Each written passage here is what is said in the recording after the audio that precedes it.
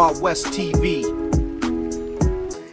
Bana, mchezo mzuri, mchezo mwingine wa kuvutia kati ya wenyeji Tabora United dhidi ya mabingwa watetezi wa ligi kuu Tanzania bara. Hapa tunazungumzia Young Africans. Zinamalizika kwa kikosi cha Yanga mabingwa watetezi kupata ushindi wa goli 3-0 licha ya Tabora United kuahidiwa kitita cha shilingi milioni 60 endapo watawafunga Yanga, lakini wao ndio wamepigwa chuma 3.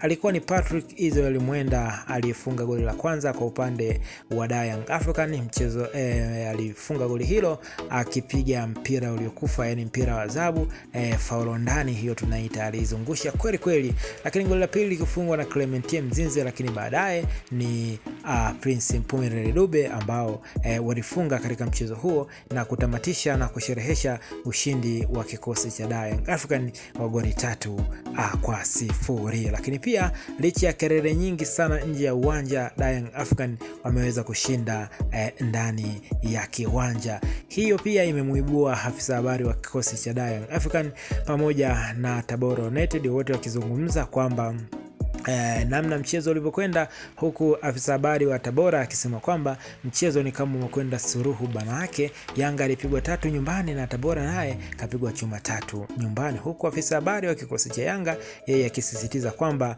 mchezo huu ulikuwa ni wa kawaida sana, ila Tabora waliufanya mchezo uonekane mkubwa kwa kelele ambazo walikuwa wakizipiga kuanzia kwenye vyombo vya habari hata huko mtaani. Kwa hiyo Young Africans anaendelea kusalia kileleni kwa sasa, atakuwa nyuma ya point 4 na Simba Sports ambaye yeye bado ana mchezo mmoja mkononi, akiendelea na majukumu ya kuiwakilisha taifa katika michuano ya kombe la shirikisho huko barani Afrika. Tuandikie maoni yako katika sehemu ya comment kama